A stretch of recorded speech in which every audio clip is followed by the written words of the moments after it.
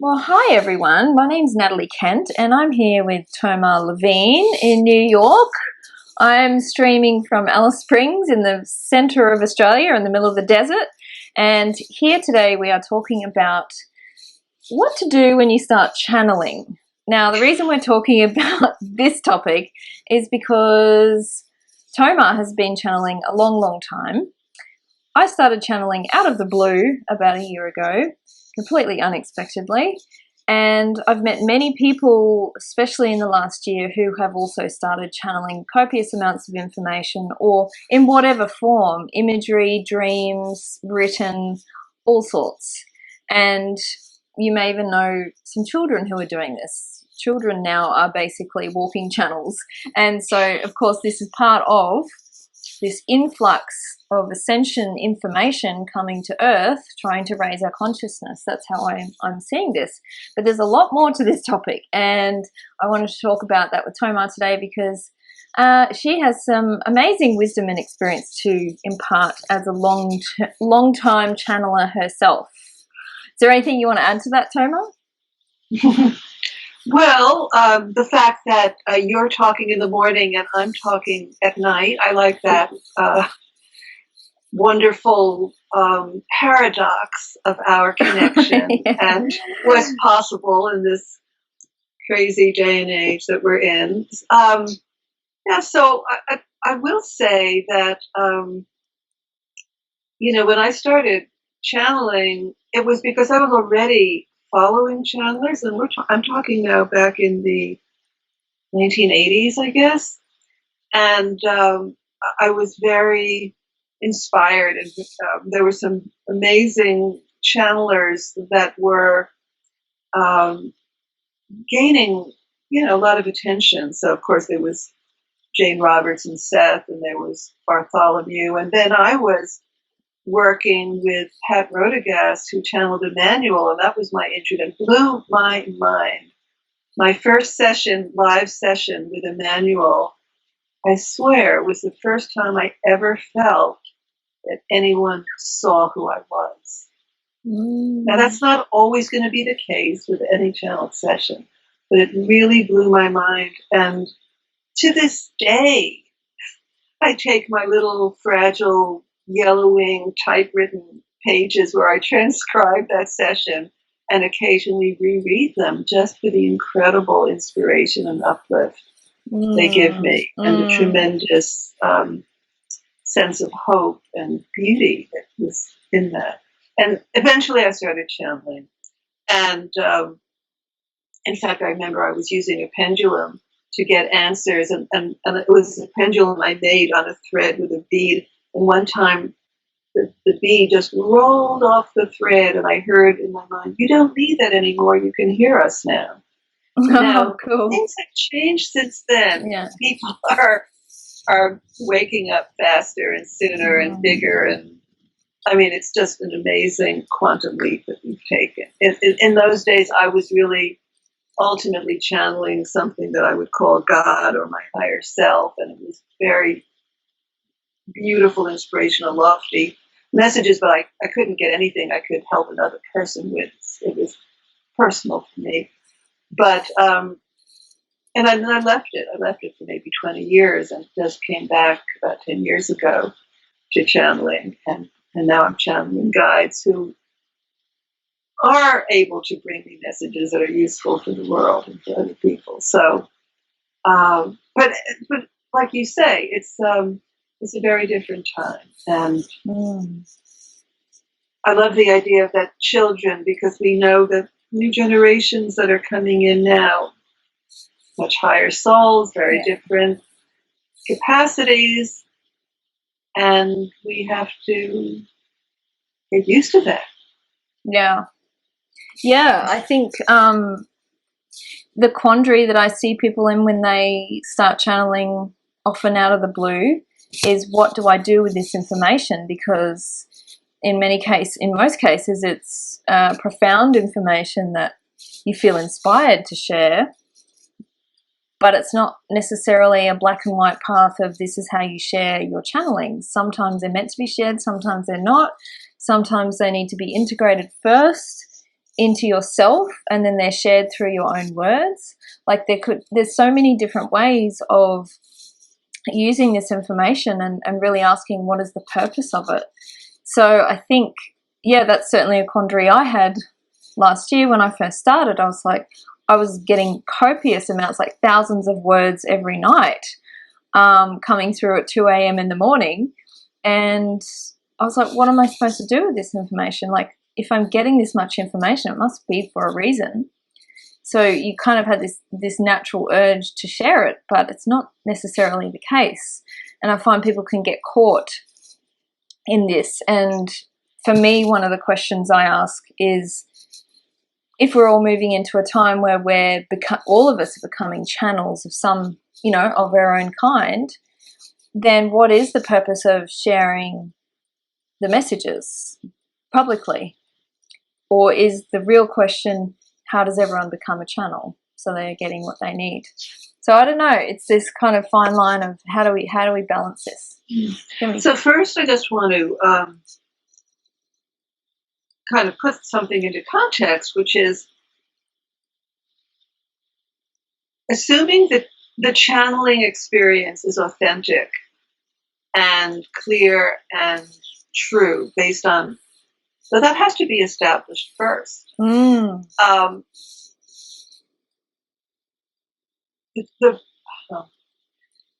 Thinking about what happened with you, Natalie, you had this immense, spontaneous reception on a level, on a scale, on an intensity that I think is unusual. I may be wrong. Maybe it's becoming more usual. But it was from a very specific source that introduced itself to you, and with very concrete, detailed content. That's one kind of channeling. There are many, many kinds depending on the source. So we know, from, especially if you just look around at who's out there doing what. There are many angelic channels or archangelic channels who are bringing through really pure, high, inspirational, spiritual messages for humanity and for individuals. But that's one level, that's one aspect. Depending on the source, the quality and the purpose will be different. And plus the fact that, how do you authenticate your channeling? How do you know that it's that you can trust it? How do you know that it's not coming from some source that's trying to fool you, that's disguised as, as light that really isn't? Because, the whole phenomenon that we're talking about is the veil getting thinner in general, and individuals becoming more open and receptive in our clairaudience, clairvoyance, clairsentience, and all of that. So people are becoming more kind of open receiving chambers, but for what? Do we know how to put a filter in place? Do we know how to protect ourselves? Do we know how to specifically indicate what we will and will not allow to come into our field and to communicate with us? And do we have any protocol of challenging what we're hearing and say, well, who are you? Do you stand in the light of the divine? Are you really, what are the tools and techniques that we can use to guarantee that we are safe and that we're getting is pure and correct? And then if we establish that it is, this is something you may have some insight into. I've never understood exactly why it is that it's claimed that if you challenge some being who has come into your field, is communicating with you, and ask, do you stand in the light of God, or do you come from light and love, or whatever it is, that if it's some negative force, it isn't somehow capable of lying.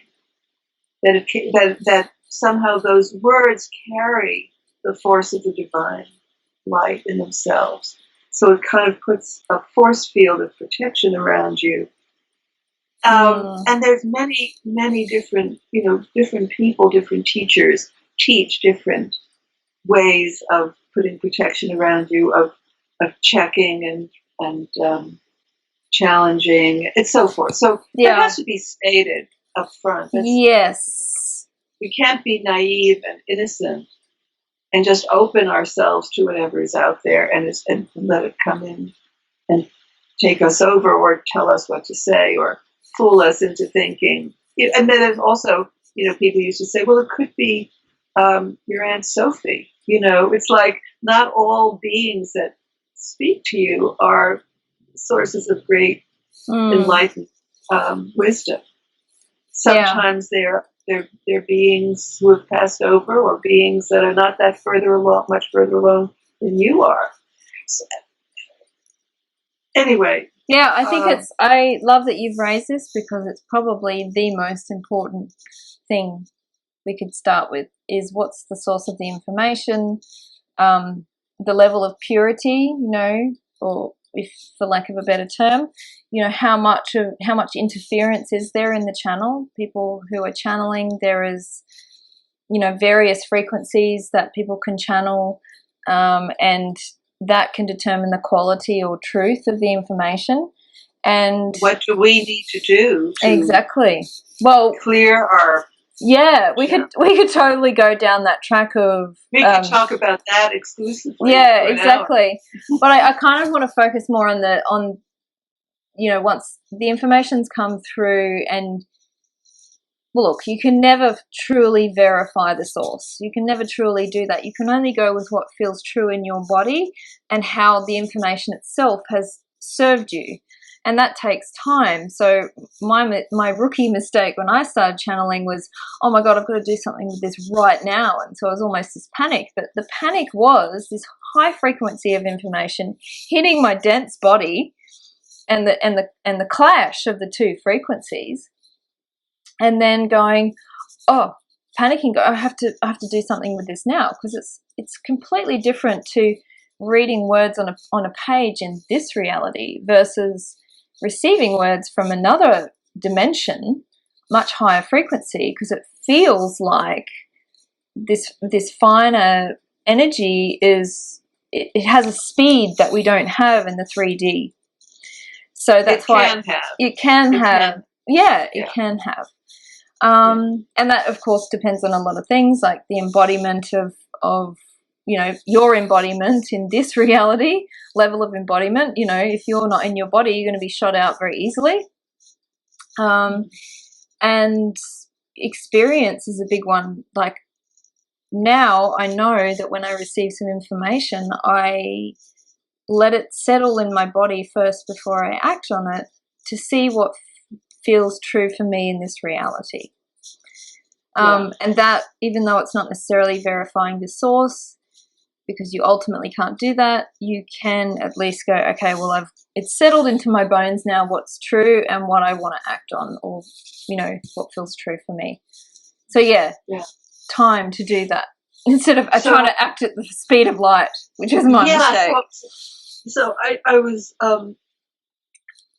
just from what you were describing, I was seeing something that I think is a very easy, like what you would call rookie mistake. I always use that term, which is, it's almost like you were waking out of your sleep and said, wake up, Natalie, wake up. There's a job for you. Like, to have this downflow of very detailed information, which is very different from what I channel. First of all, the implication is this is coming to me for a reason. I must have a job to do. I've been chosen, or I volunteered or signed up for this before. But why? Like, this is too sudden, too big for it not to be important. And I don't know if you ask the source of your channeling, like, what am I supposed to do with this? Is this something I should be sharing now? But people will, as humans, we will, jump to conclusions. We all have, and depending on our ego structure, right, we will we might have a reaction of, oh no, not me. I couldn't possibly ever bring this out. What would people say? It's too, it's like I'm too afraid of being judged, or, the people around me aren't into this and I would be outcast, or who am I to, or whatever. So that's one ego structure. Another ego structure would be, oh my God, I've been chosen. I'm the appointed one. I'm special. I'm going to save the world, or maybe I'm whatever. So it's like this inflation. So there's collapse on the one hand, there's inflation on the other hand. And two usual polarities of the ego identity when you're not, just really anchored in whatever we would call it, a kind of a humble openness, or not knowing, or curiosity, or so, what to do when you start channeling, I would say, is first of all, just to wait, really, and to see what happens next, to ask questions. Ask questions of the source. Because that's another thing that I don't know if everybody realizes, but very often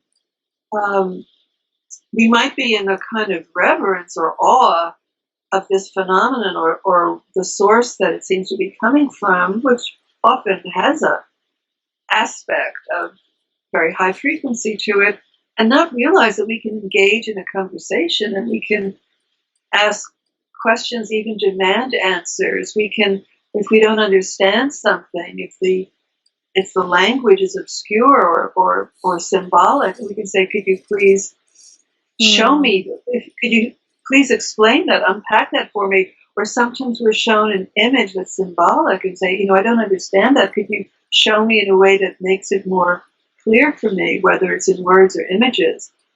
So we can demand. I mean, that's the other thing is that, and I know this is something you've encountered, which is that the source of the information is living somewhere else. It's not living on Earth with us, in our density, in our dense bodies, in our slowness, in our, the physical requirements of life on Earth. The beings that are talking to us may or may not really know what that's like. They may, but they may not. They also, like they don't have to sleep. They're not, they're not limited in certain ways that we are. They may or may not understand the effect they're having on us. They may or may not. And I say that because there are so many different sources. And they come from a wide spectrum of, the cosmos. It could be from other planetary sources. It could be from other dimensions. It could be angelic. It could be anything. Ascended masters. It could be, it's a very big cosmos out there. There's a lot of intelligences that are not all the same, that don't all have the same purpose in communicating with us. Like sometimes the words are really just for you, just to comfort or inspire you. And sometimes the words are just, like I've been publishing channeled messages, and often people would say, oh, my guides say the same thing. That I'm getting the same messages. Some people get little bits and pieces of messages. They don't get whole pages and pages and thousands of words, like you do or like I do sometimes. Actually, that's a good point, is to start with the question. If you receive any information, that first question is, well, I don't know if it's worth even asking what is the source, because you don't know if you're going to get a distorted answer. I think the idea, like you say, is to wait and let the information settle, and then ask, is this information just for me? Right. Yeah. That's a good. I would ask right away, who are you? Where is this coming from? And I would ask, and I have asked this of my guides, even though I thought I might be insulting them. Do you stand in the light of the divine? So, is this information for me? What is the purpose of this information? it could be they'll say you asked for it, you opened, you've been praying for guidance, want more clarity in your life. Yep. Yeah. And now you can hear us, and before you couldn't. Yeah, that's right. Yeah, I think it's definitely waiting is probably the best thing I could have done in hindsight, to see how everything settled in me, and from that, what did actually need to be shared. I don't think it's possible to know what needs to be shared necessarily straight away, unless people have been channeling like you for a long time, the same source, and so you kind of have a rhythm with that and you know the purpose of it. So yeah, at the end of the day, the way I sort of see channeling is I'm looking for people who have embodied that information. They're living it. They're walking their talk. Because otherwise, what's the point in sharing information? It's just that you haven't embodied yourself yet if you're not living it. That's what I look for. Yeah. And that's a really important point, because equally important to what is the source is the question, who is the channel? Who is it coming from? How developed, how evolved, how much work has this person done on themselves? Because that will make a huge difference in the quality of the energy coming through. Yes, and yeah, like, okay, so, and how much time does that person spend channeling? And when they're not channeling, what are they doing with their life? Like their earthly life and then their cosmic connection, how do the two marry up? Like, I want to see their earthly life. What are you doing day to day? Who are the people around you? What are you creating here on earth? Like, how are you creating here on earth in using this information? And when you share it too quickly, you haven't had time to do that yet. So it kind of gets lost on people. Or it can get lost on people. And it depends on the type of information. Like you've said, your channeled information is very different from mine. And so different purpose, perhaps. Yeah. You know, you're reminding me of something that in the early days when I was younger and I was channeling, and I was very, very enamored of the phenomenon. And I was so enamored of the phenomenon and so wanting to, and also, of course, it did feel good. I did experience a shift in my energy or my consciousness when I was receiving and typing. In those days, it was typewriters, the messages. But it's a very big but. And I've read this. So many people say this. It's like, when you get guidance, if you don't act on it, you will not get the next piece until you do act on it. You have to act on what you're being told to do. It's not enough to just sort of collect it. Yeah. That's what I did. I just collected it. I wasn't able to, or I wasn't focused on, okay, how do I actually do what I'm being encouraged to do? And it wasn't anything major or that specific, but there were certainly encouragements to, whatever it was, to take more action in my life, for instance. But I was very aware at the time, and even more in retrospect, of how little I really was committed to taking seriously as a direction to me. This is not for your entertainment, and it's not for your glorification. These are instructions that'll help you in your life if you follow what we're telling you. But I really never did that. Yeah, and ultimately, people learn from humans, the human embodiment of these changes. They want to see the practical, real life impact. Well, how have you changed as a result of this information? And I mean, I'm not denying the purpose of planting seeds of that higher consciousness or higher information that hasn't been embodied yet, because there is value in that. But I always want to look at the person, how they're, whoever's sharing this information, how are they living their life? So that's one of the other things I can certainly say to people is make it personal. Use your own life anecdotes and stories and apply it first so that you can actually share it from that perspective with people.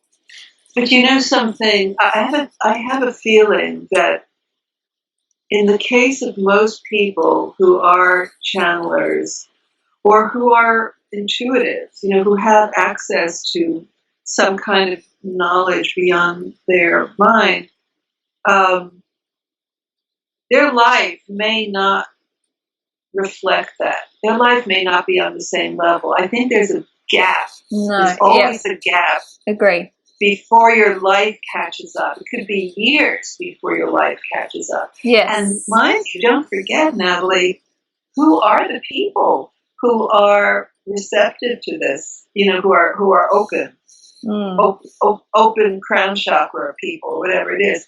They're often not the most grounded people in life. I certainly haven't been. Yeah. They're often a little spacey or a little maybe not as effective in the physical world. And by the way, that's why I started that group 2 years ago called Divine Misfits, which I've now changed to You Were Born for This Time. But the whole concept of Divine Misfits was to address this very prevalent problem of people who are, because we're starseeds or because we're Neptunian in nature, whatever it is, we tend to float a little bit off the ground, and we often struggle to have a grounded life that's as effective as what we think we're supposed to do. And it could be that it's okay to be lightly tethered, because our function is to be open here. And it's just a balance that, ultimately, I do believe the ideal is to be balanced and integrated, that we have to have our feet planted on the earth as much as possible. And of course, since, I believe we're here to bridge heaven and earth, you can't be a bridge if you're not on the earth. That's you have right. to be on the earth. However, all that being said, it's very common that people who are gifted intuitively and in channeling are not that great. Yes, that is that true. We're working on it. That's part of our challenge. That's it. We're working on it. And of course, I want to say as well, the more information that comes through from those higher realms, every time that happens, you have to get more grounded. So it's not something like, oh, well, I get grounded first, or then I receive the information, or it's actually a constantly evolving process of becoming more, of grounding more and more higher frequencies in your body. So that never ends. And I know when I was channeling in the middle of the night, I get up at 5:30 in the morning, and I'd go walking up the mountain because I just had to earth the information that I'd received, because it kind of like pulled me out of my body, because the higher frequencies kind of yank at your soul chain or spirit chain, for lack of a better term, pulling you out of your grounding, out of the earth to get that information. And then you've got to do the opposite. Pull it back down through your feet into the ground and earth it and become it. And I totally agree with you. There's no judgment around, oh, you haven't embodied this information yet, because that's the whole point, is you're leading people to the future, really, or to something with this information. But I think for me, it's like, well, how can you humanize it more? How can you show more of yourself and your life when you're sharing this information, so that you're not just a channel? Yeah. And you reminded me of something, which is that I've heard numerous teachers affirm as a very important principle that isn't obvious, because you think, well, I'm going to channel, so I'm going to really open my higher chakras, crown and above, and that may be true, but some people would say that really it's coming from my heart, or coming from my whole field, or coming from my body. But the thing that is often affirmed is, the deeper you anchor yourself, the deeper you ground yourself in the earth, the easier it is to open and receive.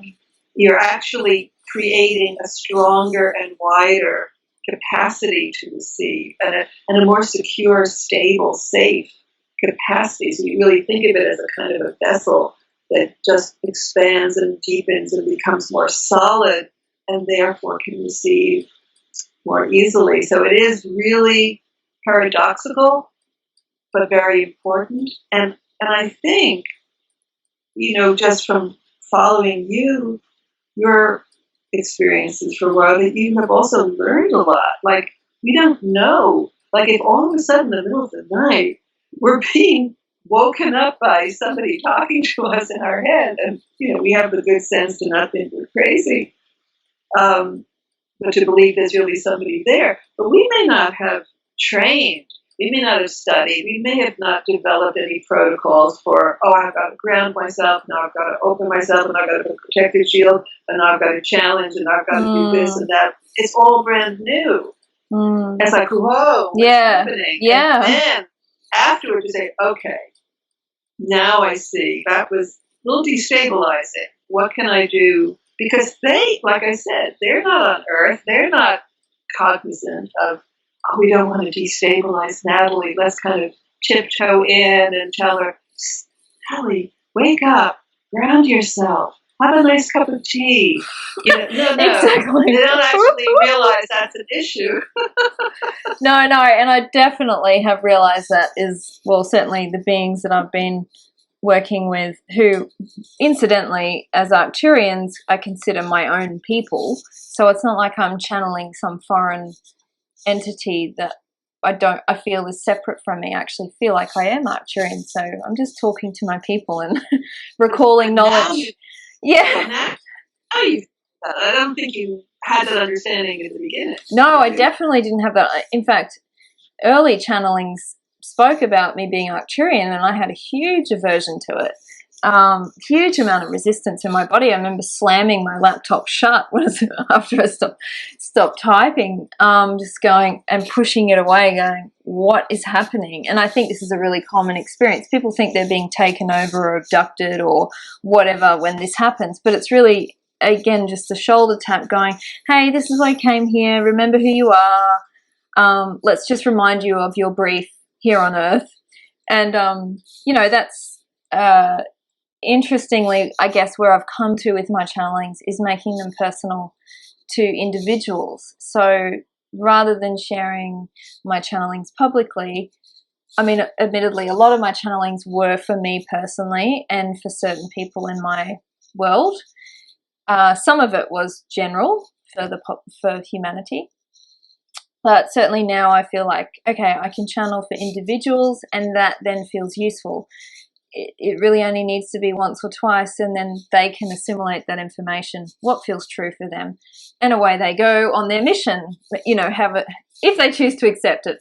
And I know that's similar to, you're doing individual channelings as well now. And do you want to talk a little bit about your experience of that? And I just wanted to say something, though, which is the world we live in. The fact that you would have that reaction of aversion, how different that would be if in our general cultural education or cultural reality, shared consensual reality, we all knew that we came from different places. We all knew that this was a phenomenon that was accepted as real. Yep. Similarly to, what a different world it would be if people didn't think that death was finite, terminus, end of story, you're done.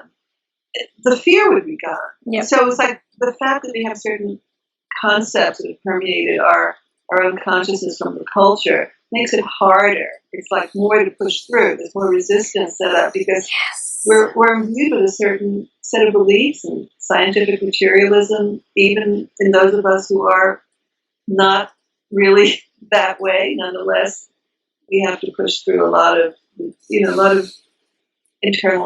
I'm glad you mentioned that. I think that's huge.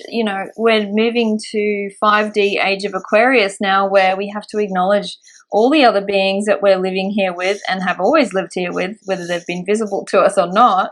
And it's the same as recognizing someone as Asian or Caucasian or Hispanic, or it's now, okay, you're Arcturian, you're Syrian, you're Pleiadian, and of course using our discernment within that. Not all beings are the same or have the same benevolent intentions, and that's really important. I think we need to develop that third eye sight, if you like, or perception of who we're dealing with and where they're coming, what their vibration is behind their message.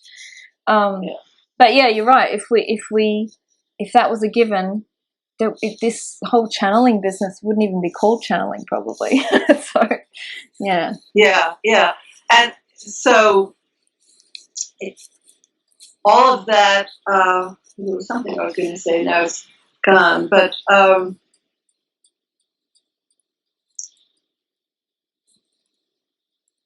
so just like if they start telling you you're from some planet and the first reaction is, no, I'm not, that's ridiculous. Some people will think that's inflated, or I'm being seduced, I'm being, plied with what might be some kind of grandiosity. Yep. People will be told many different things through channel connections. Sometimes teachers will say, be on the lookout, be on guard against beings who are using flattery to inflate your sense of importance. And that can be true. Certainly, if they tell you you are the Messiah, get out of there. But on the other hand, many, many fundamental connections with higher consciousness, with your own higher self, with your own higher dimensions, or with your angelic companions or your guides, they will tell you what a beautiful soul you are, what a vast being you are, what a being of light you are, that you've come to Earth for a beautiful reason, and that you are much more than you thought. Now, because, again, same thing, because we live in a culture that denies that, that shuts out that reality, that affirms and teaches us that being a human is being not very much, like a little lowly worm, a mere mortal being.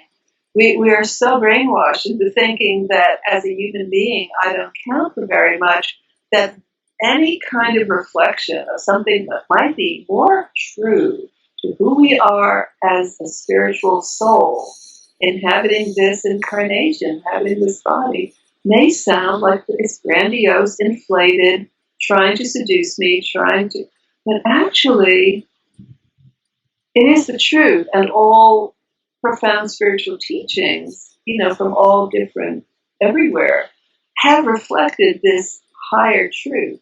It's not the personality. No. You as the personality are not that. But you are just like the tip of the finger. It's like the glove.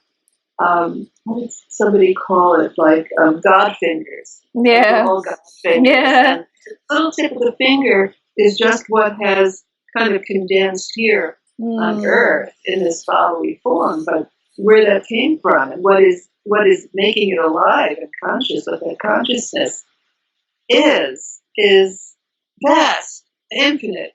So there's there could be a natural reaction against hearing certain things because they jar with what we've been told is the truth, who we are. So all of that, and then there's a kind of like, I was really in my early channeling, I was following many channelers, but they all were channeling guides with names. And then they would get new guides, and they would have up-leveled guides. But nobody at that time, and this was before Neil Donald Walsh and his conversation with God, nobody said they were channeling God. I never heard that from anybody. And so the fact that that's what I was being told, I was just like ashamed to ask anybody, is this possible? And what does this mean? And what is it really? And, is that just another name for my higher self, which it could be? Because, higher realms, there's not like this compartmentalization. But there was a barrier, like it brought up a lot of discordant emotions in me that I couldn't process. Like what is happening? I can't even talk to anybody about this because it's embarrassing. I'm afraid to say it. Nowadays, it's different. Nowadays, it's much more. Yeah, very. Everything is so much more wide open now. And that whole 5D age of Aquarius, which is coming in like gangbusters, increasing, accelerating. It's just kind of shocking to witness what's coming through.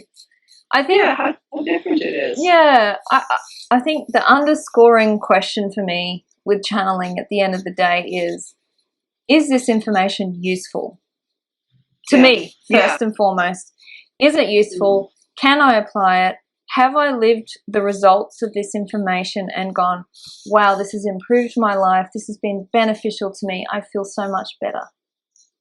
That's the ultimate test of channeled information, if you ask me.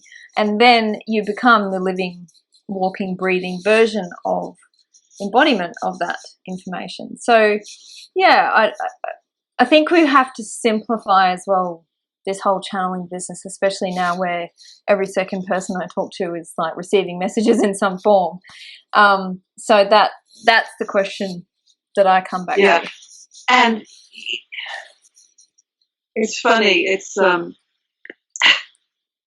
it reminds me of a whole other different world that we share, Natalie, which is kind of the world of online business and marketing, and the fact that when you're in that world, you're inundated by so many different voices with so many different messages, and there is almost nobody who's offering you an overview, who's putting all the pieces together in some kind of a logical frame where you can understand, like a map, where you understand where you are, where you want to go, where that's coming from, where that's coming from, where that's coming from, and don't get distracted and think that you have to go left and you have to go right, or think that something is meant for you when it's not meant for you. Yep. And so it's similar in a way that I think one of the next things that needs to happen in the channeling world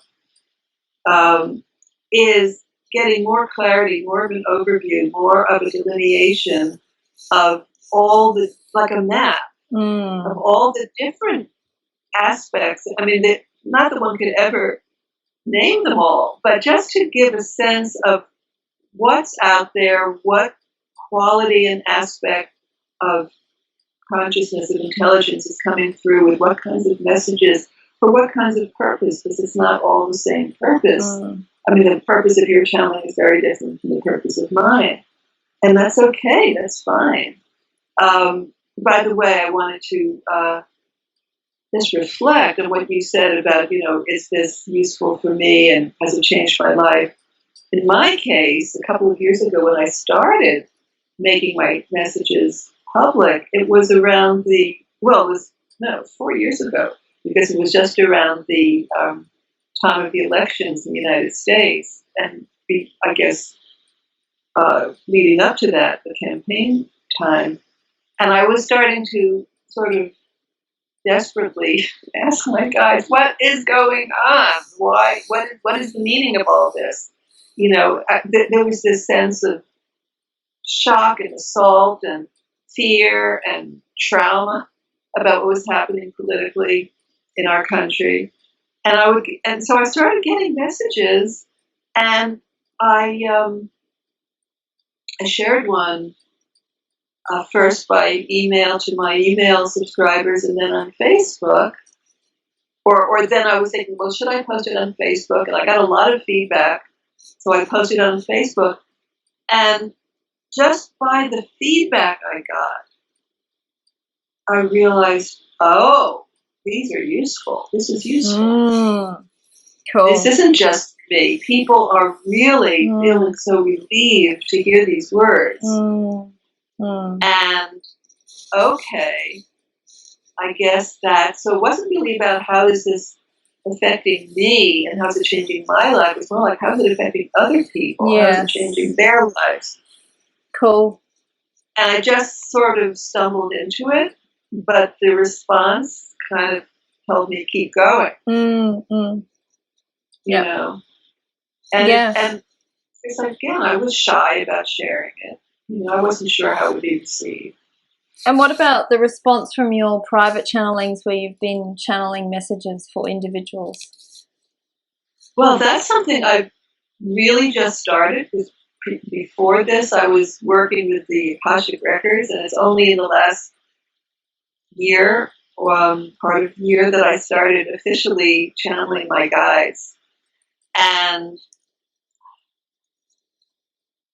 it's really different. There's a kind of, it's like a recent session that I did, and I was talking about maybe offering some kind of formal activation process that my guides had taught me, and I didn't do that. And the person, my client, said, "But Tomar, the very first words from your guides was an activation. The very first words." I just turned to them and said, "Okay, can you say something?" And the first words they said was, "You have not appreciated yourself enough in your life." And it was like, oh my God, it was just like this somehow jolt that came into her. And after that, they just went on for like 45 minutes nonstop. Wow. And it was really powerful. But I could sense that, yeah, there's this jolt of energy that comes through, and there's the alignment there. There's the purpose, the clarity, the taking someone by the collar and shaking them. Yes. Oh my God, this is for you. That's amazing. Yeah, that's the sense that I get. The difference between your channelings and mine. Well, in the individual's case, is yours is a higher level of the overview and more of an energetic activation, and then my channelings are more directive and practical. Do this, do that. Here's your focus, etc. And so it's actually a really nice complement, the two of them together, isn't it? Well, the session that you did for me was incredibly directive and it was so underscored. It was so kind of relentlessly drilling it in, like, don't forget, listen, take this in, listen, we mean it. This is not a joke. Take it in. Yeah. Now, by the way, one of the things that my guides also do in the private channelings is to show people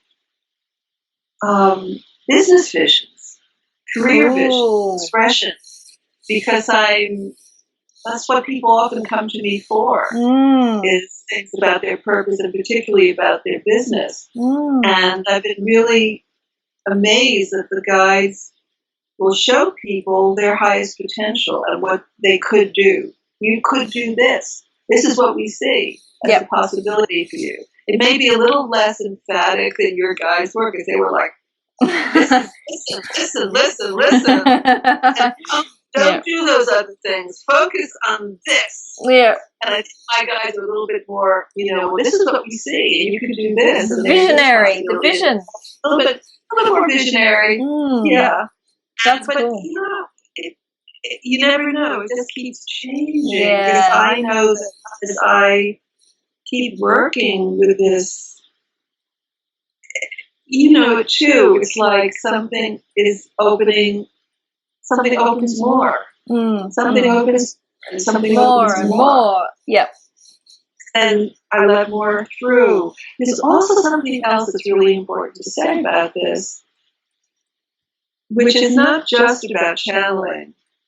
Certainly channeling for another person, for a client, this is true.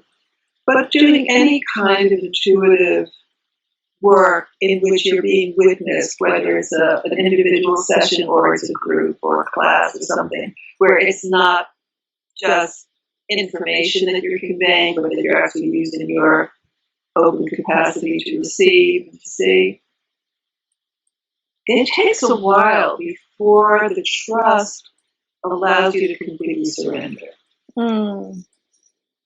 When you gain confidence and say, okay, they haven't failed me yet. I see what's possible. I see that this is something I can kind of lean back into, and I don't have to worry. I don't have to, think that I'm going to have to make something up or bring my mind in or my memory in. I can just let it happen. it's really about trust and surrender.